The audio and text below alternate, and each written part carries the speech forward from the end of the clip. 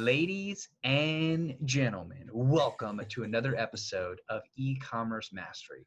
I'm your host, Ben Gothard, and today we get to speak with the one, the only, Mike Weiss. How you doing today, Mike? I'm doing good. What an intro. Actually, unfortunately, there's a lot of Mike Weisses in the world, so I don't know if people will be able to find me if they Google it. Well, you're the one and only Chief Community Officer here at Yes. Dropified, Yes, that's so right. That would nobody be else easier holds to that find. title. Exactly. So, Mike, you have such a wealth of information when it comes to e-commerce, when it comes to sharing your story, understanding your customers. I'm so excited that we get to chat here today. And for everybody who's watching and listening, I want to set the stage for you. What we're going to do is we're going to talk a little bit about Mike's story. Then we're going to dive into three fundamental e-com concepts. Mike's going to break them down for us and give us some action-packed, value-abundant information that we're going to be able to use. Then we're going to give you the number one thing that you can do right now to start seeing results. And then we have a really, really special treat for you at the end. And make sure to stick around because we will be sharing the opportunity to share your story with us. Mm. And there could be a very, very special prize if you do. So without any further ado, Mike, I'd love to hear your story. Man, thank you so much. It's a real privilege to be here. This is great. And my story. Uh, Man, a number of years ago, I don't know how many years it's been now, but my wife and I, we started our e-commerce journey, using Amazon. But rewind a little bit before that, for about 20 years, I was coaching and training and mentoring businesses both in the brick and mortar space and in the e-commerce spaces. That's what my career was, so I would be brought on sometimes for, 5 or 6 years with a single company, and that's whether they were just getting started, they're kind of, in a rut, or, they needed me just to jump on and help them push for a bit. And so, I had a lot of really interesting shoulders that I was bumping and rubbing against over that time. And what's cool is, a lot of those companies now, since I kind of jumped into business here with my wife, and I look back and I check in on them, see how they're doing, and they're huge players now in the telco, the gaming, the finance, and on Amazon companies and e-commerce stores. And so I'm really proud of that and really proud to be working with them. So then the problem with working like that, though, is that you get those really long hours. I say 50 to 60 hours when I tell the story, but man, it's like I'd be gone for weeks away from my family, and it was brutal. Like it's fine if you do it once in a while, but when it ends up being like every kind of 3 weeks you're on the road for 3 or 4 weeks, it's a lot, and my family wasn't doing very good with not being around. And I don't know. It just was getting to be a little much. And so we took this course. It was I think it was a Kevin David course that we took, and where we started. And my wife just got super excited because she saw the opportunity to be able to be financially free, so I wouldn't have to continue consulting, and we could work together. We could actually go and travel together as a family, and be together as a family. It could be home every night for dinner, and she's like, I want this. And so she's like, Mike, we're gonna do this. And I was like, okay. And so she started with all the research. I said, okay, well, babe, I have a lot of work that I'm doing here. I care about this, and so I'll commit to this. She's like, okay, don't worry, finish up what you're doing, I'll take care of the course. And so she did the course, and being very entrepreneurial minded, she's like, Mike, I think I have some products that we can do. I was like, sweet, what are they? And so anyway, fast forward, to today, there were so many freaking hurdles that we went through. But I think probably one of the biggest ones. So now, just so everyone, knows from the story, my wife she kind of hired me and fired me. She's like, I'm done with you. No, I'm kidding. No, we're together. We're still working on it, but she has a great toy company. She sells thousands of toys now across North America, a very well recognized brand. and with Cha-Cha and Chicky, and yeah, it's just been a lot of fun. But you know, there's definitely a couple times, you know, where we weren't really expecting to see the hurdles that we did. And you know, one of the things that we wanted to do getting started is we wanted to have a private label. That was really important to us. We didn't just want to sell kind of what everyone else was selling. We wanted to start building our brand, and we wanted to make sure that it was, you know, kid friendly, because we have kids and we knew that mattered to them, that we wouldn't just, you know, get dollar store kind of toys. But, you know, when they would see great brands like, you know, Lego or Barbie or whatever, you know, to them, they're like, oh, I need that. And I mean, there was a price tag attached to those, but it's because the brand was really well recognized, and we wanted to be like those guys, right? And so, so we went through all the pain of going and trying to build a brand and trademark, and, you know, register that trademark, and, you know, just like what every business starts off with, doing the traditional way. And then we used Amazon primarily, because that's what Kevin David's course had suggested to us, the first course that we took from him. But man, we were just not expecting to deal with a lot of the changes that happened in especially this last couple of years, with, you know, policy changes, and, you know, storage fee changes, and, you know, you have, you know, your own kind of report card as a seller. And so if you're not doing well, they jack the rates. If you are doing better, they give you discounts. And it's like, oh my gosh. And so we had taken a trip. I had kind of finished with my last contract. We took a trip, actually, this was a couple of years ago, for about 6 months down to the United States. Cause I really wanted to homeschool my kids. And so we just said, great, we're gonna take them out of school. I'm going to homeschool them, see how that goes. And so we drove down to the United States, and I just wanted to show them, you know, about the United States. I want to show them the different cultures. I want to show them, this is what matters here. These are the different, you know, businesses that help run this city or around this state. And we would just do that. And it was really cool. But then, you know, our financial well dried up. So we were pulling in big numbers prior to, like, we were doing really, really well.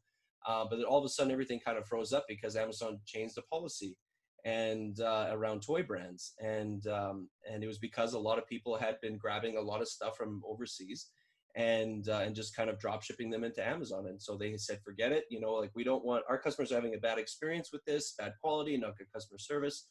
And so we're only going to bring in, you know, actual branded items, you know, people that have these trademarks. And I'm just like, oh my gosh, like, we were weeks away from getting, our trademark finalized. And so for you know, weeks turned into months. And so for about 6 months, while we were waiting for that, all of our stock and inventory was frozen, and we had, I think, well over $500,000 in just stock, just in the United States, that was frozen. And it was brutal, you know, like, you know, we're sitting down there, we have no more cash flow coming in. We're using all of our credit cards. And again, working with financial companies, I know that that's a bad idea. And so we just kind of hit rock bottom. You know, we said, oh my gosh, like, we're going to have to fold if something doesn't change. And then, again, you know, by the grace of God, we were able to, a lot of people were able to help us out down there and give us, you know, places to stay. And so we didn't have to keep charging our cards, and got a chance to be involved in a lot of communities and find a way to, you know, make some money, and kind of put my sales hat back on, and went out to different companies and started selling the toy that way, because we did have access to the inventory, just they couldn't sell it on Amazon. And that's just how we made it. And it was interesting because I used Dropified, you know, back then to help us get out of a rut, because Dropified, you know, you didn't have to do the whole private label inventory thing, right? Like, you had the ability to actually just sell stuff online. And so, I mean, I very quickly bought a bunch of other courses with the rest of the money that we had. And my wife was like, what are you doing? And I remember, I was like, babe, like, I gotta do this. I know how to do this, but I just need some help with it. And so we invested the money, and we were able to, we were able to spin up some websites, and I was able to, you know, I think I was able to sell about 20 or 30 grand of product in just a couple of weeks.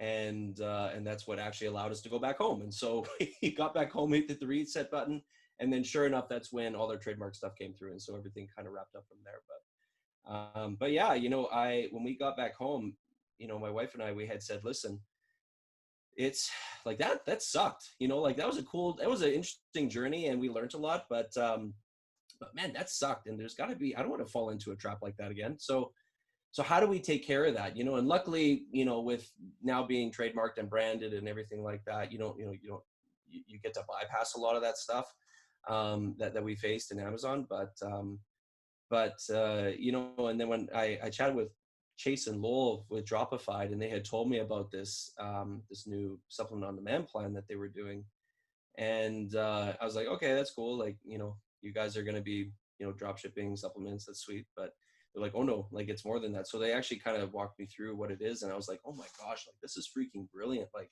had I had this down in the States when we were stuck, not only like I don't think I would have made 20 or 30 grand. I would have made $200,000 or $300,000 because I could just roll out with my own brand. And this is exactly what all these private labels were for. And instead of having to buy them internationally or even within the United States or Canada, and wait for that inventory to come in and go into a warehouse, and you have to sell them otherwise, it's just a nightmare process the traditional way. And the fact that they had essentially not necessarily reinvented this way, because I know print on demand's been around for a while, but they definitely revolutionized how drop shipping, for sure, supplement products has landed. And I was hooked, man. I was hooked. So I jumped in and created a supplement company just to kind of see how it would work, and been flying ever since. And I've been really excited just to kind of spread the good news with people that were kind of where we were at the beginning. We're like, I don't know how to do this, and I don't want to get stuck. And I've heard all these horror stories about trying to sell on Amazon or sell drop shipping or start up your own business. You know what? I'm just going to stay in my 9 to 5. And they just don't have to, right? And so anyway, so there was a bit of jumpy bit of the story there, but yeah, there's a lot of details that were fun, and that we're happy to bring into our individual conversations with our partners and with our customers. So hopefully I answer your question there. Yeah, absolutely. Above and beyond as usual. And what I really, really loved about your story is the fact that you've had so many different perspectives. So you've been a consultant, you've been in tons of different industries, you've seen how these businesses operate from every which angle. You've started your own e-commerce business. You've been hired and fired by your wife in an e-commerce business. You've been on Amazon. You've done drop shipping. You've worked with Dropified. You've done the whole trademark process. So all of that experience together has given you such a wealth of knowledge and experience from so many different angles. I'm so excited to hear the fundamental concepts that you're going to share today. And it's just so exciting because of that vantage point that you have that almost nobody else has on the entire planet. So without any further ado, I would love to jump into concept number 1. So so 3 concepts, and you know what, I like sharing this whenever I have, you know, success planning calls with our customers, which doesn't happen that often because obviously I'd be doing that all day long and not have the opportunity to do cool stuff like this. But you know, there's certain sections of the week that I allot for that, and the 3 concepts that I really kind of hone in on is the first one is you need to have a killer story, right? And the reason being is if your story continues to change with, you know, what you're doing and why you're doing it. And just to be really 100% clear, when we're talking about the story, I'm talking about the brand, right? So if you're creating a brand that's targeting, let's just even use my example, right? Targeting Canadian entrepreneurs, you know, or Canadian, you know, residents that are trying to create an e-commerce business and break away from the 9 to 5, right? Which is a pretty broad topic, but it's like, if I even wanted to start there, well, then my brand needs to be about how I am a Canadian entrepreneur that had not just a 9 to 5, but a 60 to 80 hour week, and target those pain points and say, man, this is what sucked. And I hated this. And you know what? I almost lost everything relationally, emotionally, financially. Like I almost gave up on life because I was sick and tired of feeling stuck in this. And if you're there, then you know what, you got to listen to this, right? And again, you notice I didn't pitch anything yet. I'm just talking about what's your brand, what's your story. And so concept 1 is you got to make sure that you know your story. And I think what's tough for a lot of folks is that, I mean, they know their story. Obviously they've lived it, you know, the story of their brand that they want to really sell. You know, they get it. But where it exists is either in their brain or it exists in just casual conversation of, oh, it'd be cool if, you know, or, oh, people shouldn't be treated like that. Or, oh, you know what, you know, oh man, I remember when I was like that. And man, it took forever to get out of that, you know, or man, this is what I did to get out of that. And it's like, it all sticks in almost the gossip side of things, or almost in the whisper side of things, or in just private message, or I don't know, you know what I mean?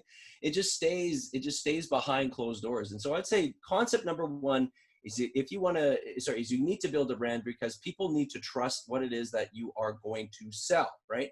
And the way that they trust what you're going to sell is they need to attach to why you're selling it, right? It can't just, you know, the product is extremely important, but you know, you could have the best product in the world and no one's going to buy it, because they can't attach to the significance of what this is, you know, what this is about, because they don't understand your backstory. And so, to give you some context, when we were down in the States, and I remember I had to call all of these companies to try and sell this toy product that was getting stuck. And you know what? It was at the time, the toy that we were trying to unload was a slime kit.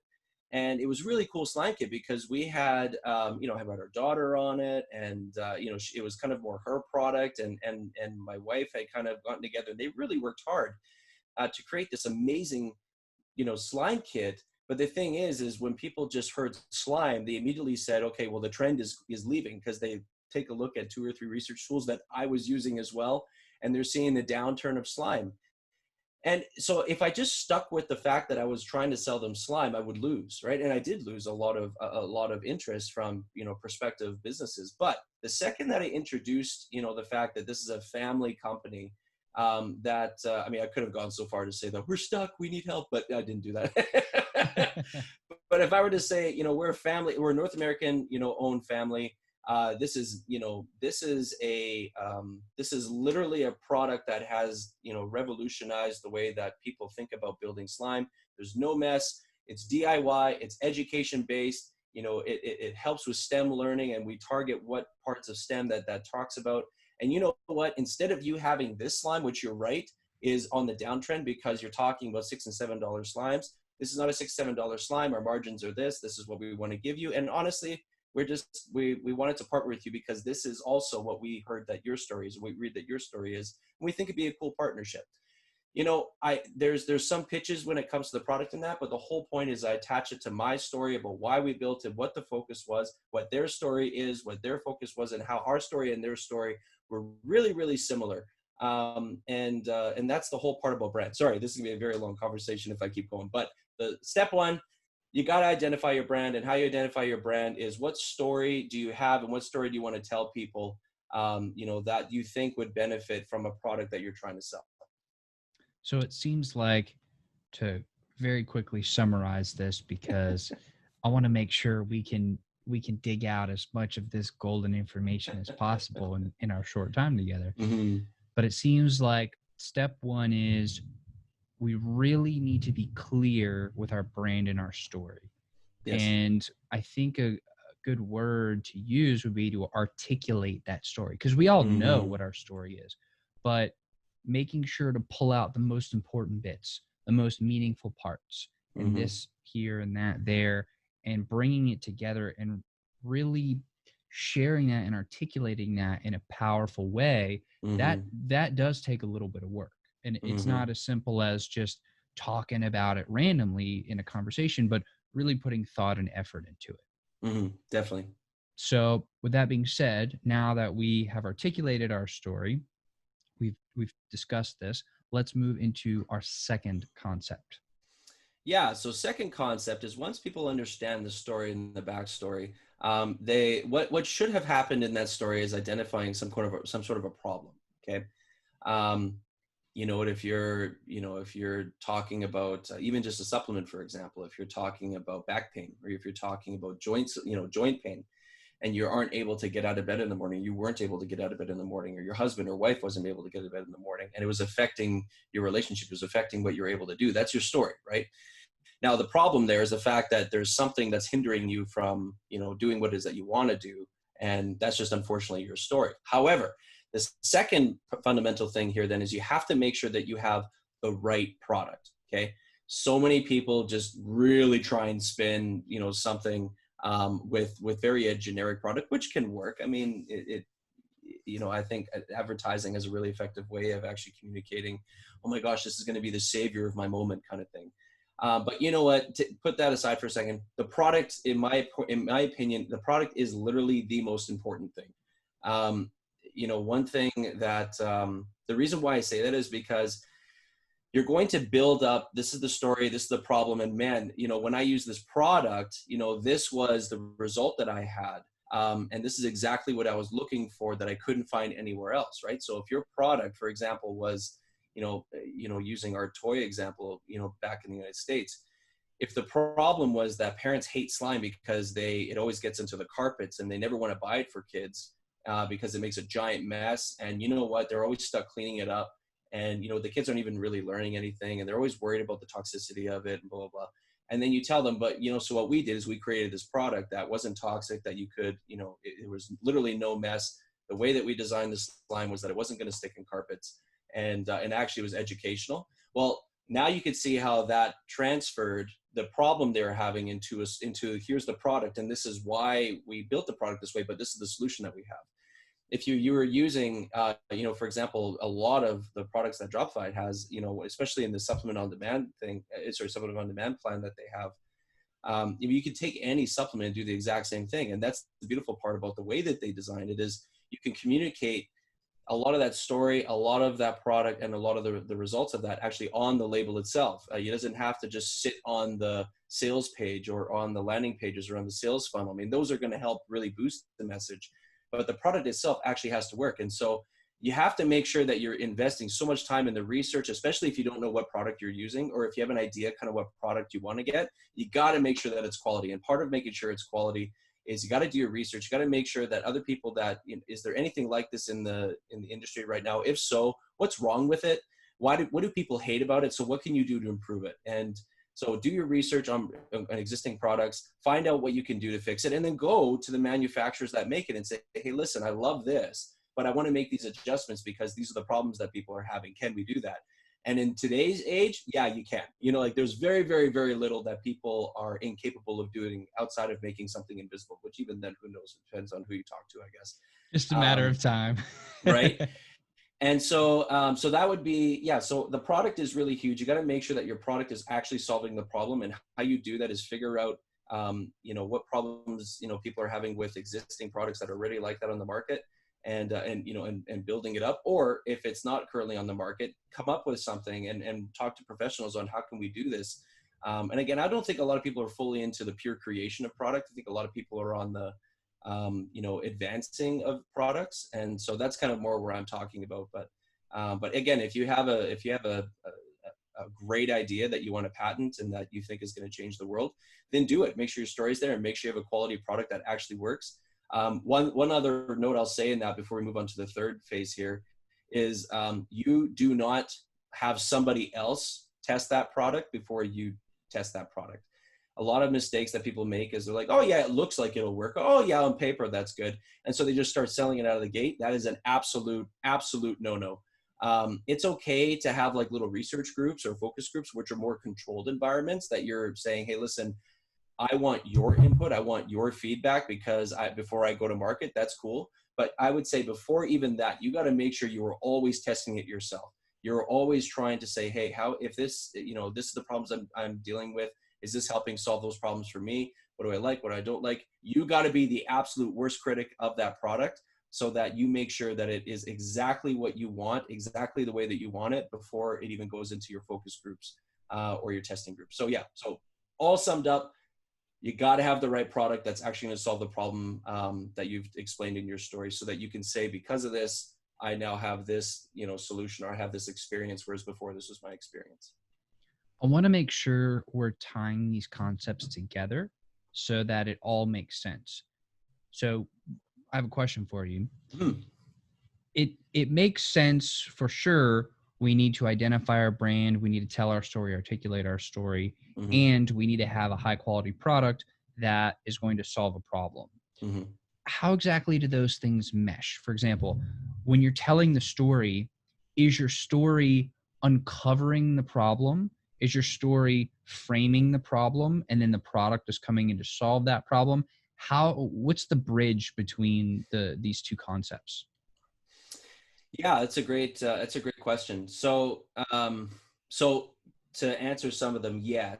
The part of the story that and the brand that you're trying to go after is the story should articulate that you understand your target market's problem or life. Like, what is it that they go through, right? So, and it's because that's just how effectively you told the story. So, for example, if you were to talk about joint pain in dogs, to say that that's your product, okay? Your story should be about being a dog owner, not about being a dog, right? Because you can't relate with being a dog. You can't say, "Oh yeah, I know that this hurts." Like, it's like, no, you have to relate with being a dog owner, right? So your Unless story, your dog can talk, in which case, unless put your that dog can dog on talk. YouTube.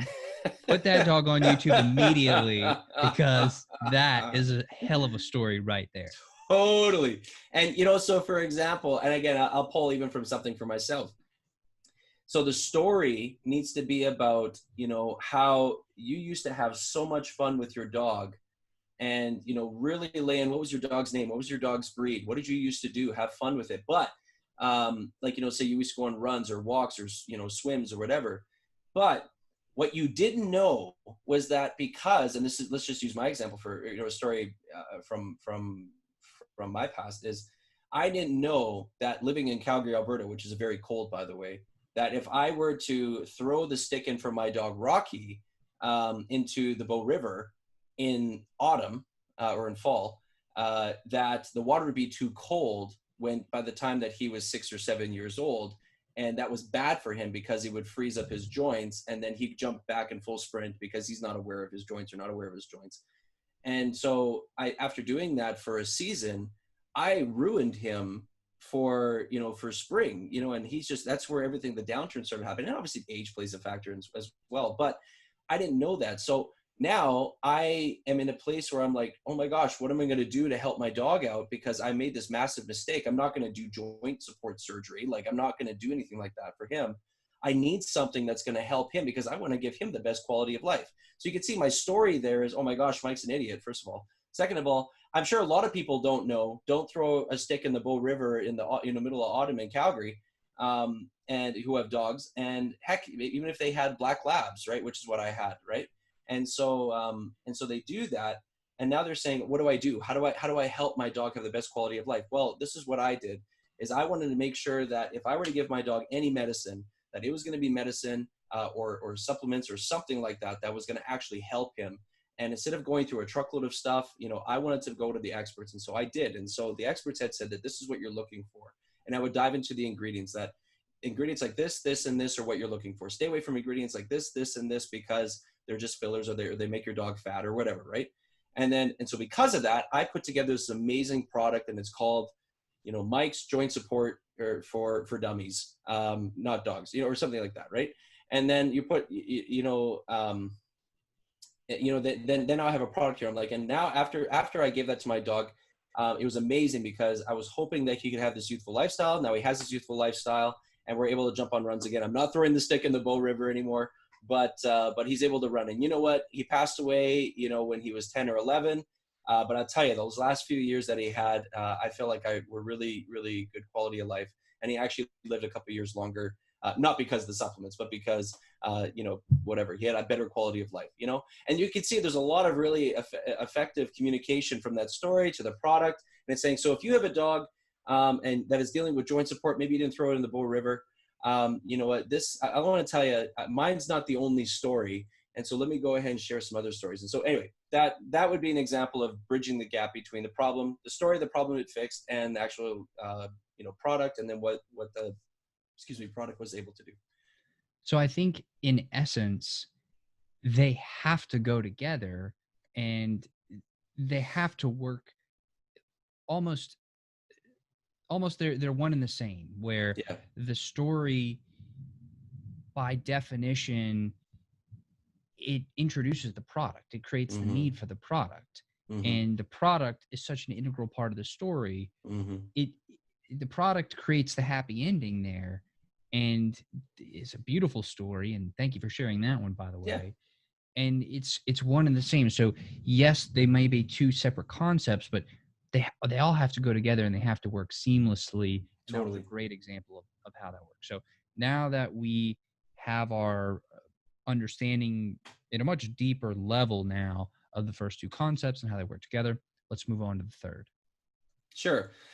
So third concept, now you have the initial story, you have the product. Now the thing is that's all well and good, but unfortunately, people don't always like going first. And I mean, they don't like buying the product first without knowing that other people didn't have a very similar experience. Without having examples of other people's experiences or other stories that they can share, again, testimonials, video testimonials, whatever, right? But as long as that remains absent, people always have this weird thing like, oh my gosh, Mike, is an idiot and he threw his dog in the water. But I wonder if he's making it up, like I wonder if he's pulling the heartstrings. So I need to know that more than just him has experienced this with this specific product.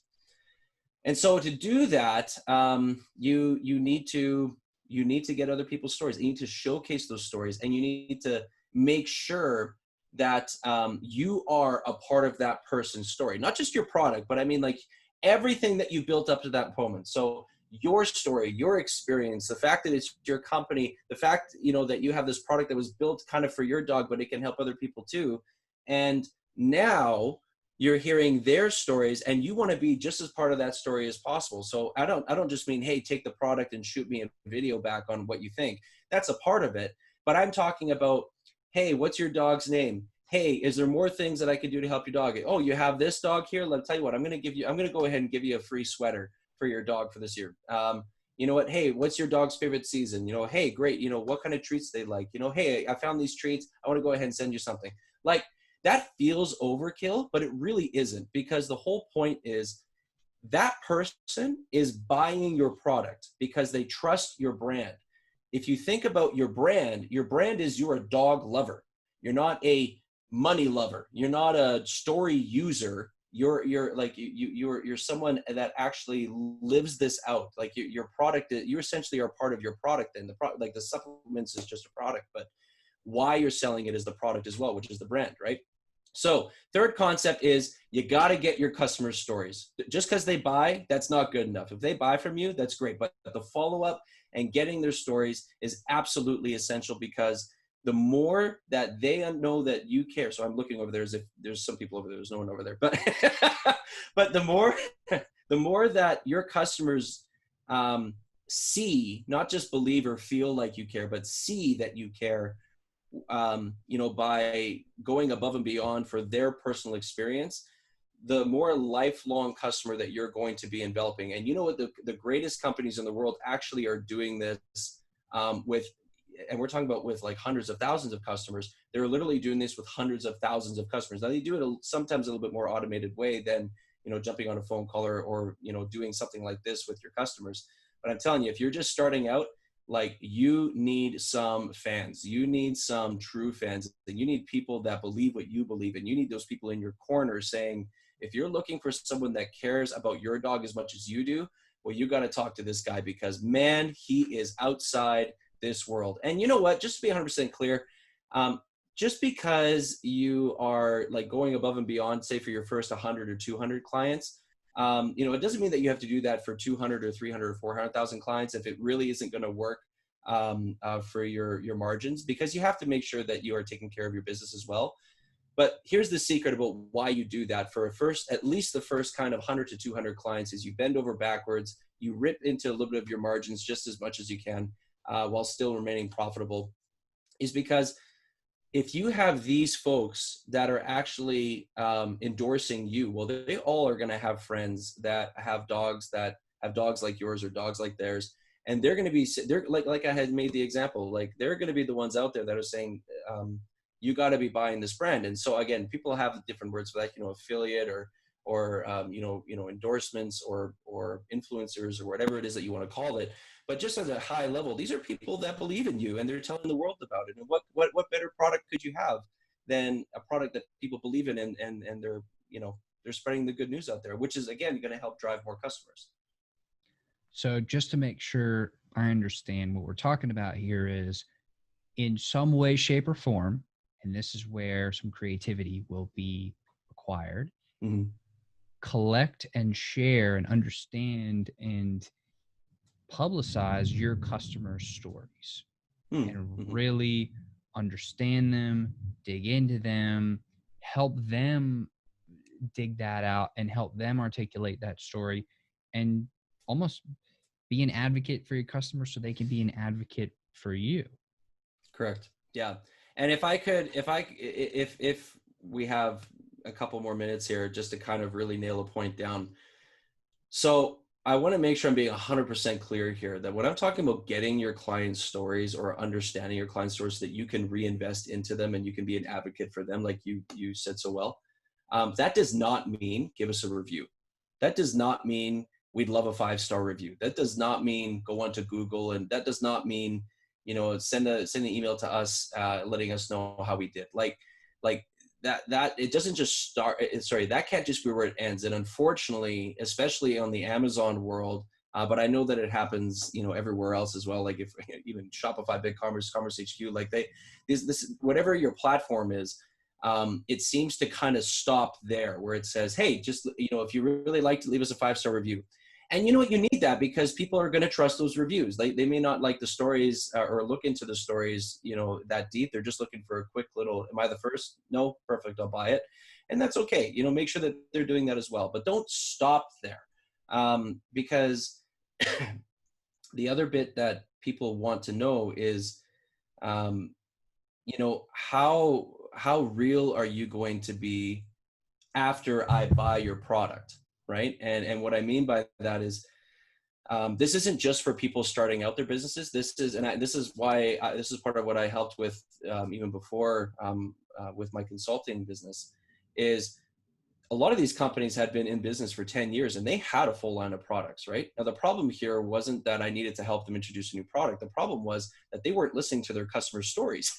They had no idea what was working, what wasn't working, how to improve it, what changes need to be made, anything, right? They just said, great, they bought into subscription service and I'm done. And then all of a sudden they started getting slammed and they had no idea why. Well, this is not like the 3 strategies I'm giving right now are not just for when you're starting up a new business. It is what I would recommend for a new business, but it's make sure that you're constantly doing this because your customers are going to tell you what they want from you, right? And then you're going to create a new product, you're going to launch it, and guess what? They're going to buy it again, and they're going to tell you what they need different. Great, you're going to reinvent it, sell it, and you're going to do it again. So at that point, you almost feel like it's actually not going to get that difficult coming up with new products because your customers, if they believe in you and if they're going to spread a good message, they're going to tell you what they want. You're going to give it to them and they're going to buy it in bulk over and over and over again, right? So that's the beautiful part about business. And when you actually have a nice client base that cares about you because you've shown that you care about them beyond just send us a 5-star review, which again is not really caring about them. That's another me ask, right? That's another we need something more from you kind of thing. So anyway, I want to just take a couple minutes just to reinforce that one point. Absolutely. And to make sure that summarize here, first, we are articulating our own story, getting crystal clear on that. Then number 2, we are bringing products or developing products or finding products that solve a problem that we've understood through our story or uncovered through our story, we've lived through. It solves our own problem, and now we're bringing that to other people. And then once we have our story and our product, then once we've been solving the problems of our customers, then we're sharing that story. We're sharing their story. And then it becomes, instead of something about us as individuals, it becomes something about us as a collective and as a group, as a tribe, as a real community of people who have all been affected by, at first it was your story and now it's your product and now it's all of our stories. And that is really, really powerful. Yeah. And I want to thank you so much for absolutely coming on and sharing. And I want to talk about, because we've talked a lot of theory here and a lot of it's theory, but it's practical too of this is how you do it. But I want something unbelievably concrete to the point where we know our marching orders right when this episode's finished. We know exactly what we're going to be doing. Mm-hmm. So let's talk about that number one action item that we can do right now, meaning right when this episode is finished, to make moves. Yeah. So what I would do right now is, if you are in a position where you are looking to start a new business, or you are having a business right now and you're just looking to fix something that's not going on, or you just want to continue adding value to your existing client base, really, it really is for wherever you are in that journey. What I would say your first action point right now is to go in. And so let's just say that if you're starting a new business, is start writing that story. When we're talking about writing that story, is what is it that you're actually in? You can work backwards if you want a little bit, but it's like, what product are you interested in selling, or that you're interested in introducing to, a market, and why? And you start backing up. Well, why do I want that product? Okay, well, what problem is that solving? What story do I have in my life? Whether it's you directly, or it's somebody that a friend, a relative, or whatever, or a pet in this case, uh, that you can use, that would have actually benefited really, or that will benefit by using this product. So create your story. Okay, I know it sounds simple, and I know that feels like a weird takeaway, but I'll tell you guys, 9 times out of 10, people don't even give themselves permission to actually literally sit down and articulate this story, to literally write it out. So what I would say is, first action point is literally, when this podcast is done, I want you to go into whatever calendar you have, your Google Calendar, your Outlook calendar, your Apple Calendar, whatever, and I want you to give yourself just an hour. Like, give yourself 1 hour to just sit down and say, I want to think about, I want to think about the story here, and whether that is, what's the client. So again, we talked about the beginning business. If you're someone that's in business and you're trying to figure out what's going on with your clients because something's not going so well, then go through the feedback. If you have a place to give feedback, that they've been giving you, go through the feedback. If you don't have a place to get feedback, create a way for them to give feedback and to give you those stories, because then you're going to go through that and you're going to say, oh my gosh, this is the story. This is why that's happened. And it's going to give you that understanding. Now, if you're someone that wants to continue bringing value, hopefully it's because you already see the value that you're giving. But again, I want you to go after and ask these people for their stories and say, hey, listen, tell me about where you are. Why did you buy the product initially? Is it solving the problem that I told you it's going to solve, and how you've been enjoying it, right? And then just go through that feedback and get a story put together for, this is where our clients are right now. So a couple takeaways, depending on if your business or if you're existing, but I would say give yourself an hour and either listen to your client stories and go through and actually get a good pulse check on what's working, what's not working. Or if you're just starting out, start writing your story right now and saying, this is the product I want, this is why I want a product, and this is why I believe in this so hard. I love the part about taking out your phone and putting it in your calendar. Yeah, you or got it. For some people who have a written calendar, Yeah. Probably not as many, but regardless of how you calendar, Yeah. however you do that, it's a verb now. Regardless of how you calendar, block off time for this, Yeah, you got because to. when it's on your calendar, it's real and you can't escape it. And Yeah. treat it like an appointment with a customer, because this could actually be more powerful than any one single deal or one single meeting or something like that. So block off that time, make that happen. Mike, we've talked about this before the episode started, and I'm really excited for what we're about to do. So I'm going to preface it by saying it's unbelievably important to practice what you preach. And we've been talking about stories, and whether that be our story or asking the story of our customer and making sure to tell that story. So in an effort to practice what we preach, can you please share what our call to action is here today, what we want to ask of everybody that's watching and listening? Yeah. So I love telling stories, obviously, because I'm pretty sure Ben's like, oh my gosh, he's still telling a story. A great story. But yeah, chief community, right? So that's why I love bringing community together. So one of the things I love doing, is I want to actually hear your story. So I've given you a call to action of actually taking time to write out your story, okay? But I don't just want you to do that for you. I want to know if Dropified can help you make this dream, or make whatever situation that your clients are dealing with a product, if there's something that we can do to help make that become a reality, or if there's something you need to fix. Again, this is something that I did for a very long time, is jumping in and trying to help untangle knots. And I want to make sure that we're offering Dropified to help with that. And so what I'm going to ask is you're going to see a link below. And that link is going to bring you to a section where I'm going to literally ask you to tell your story, and I'm going to try and do it in a way that I've actually coached people to tell their story in the past, where it's not just an empty template and say, okay, go, but just to walk through the steps of actually telling the story effectively.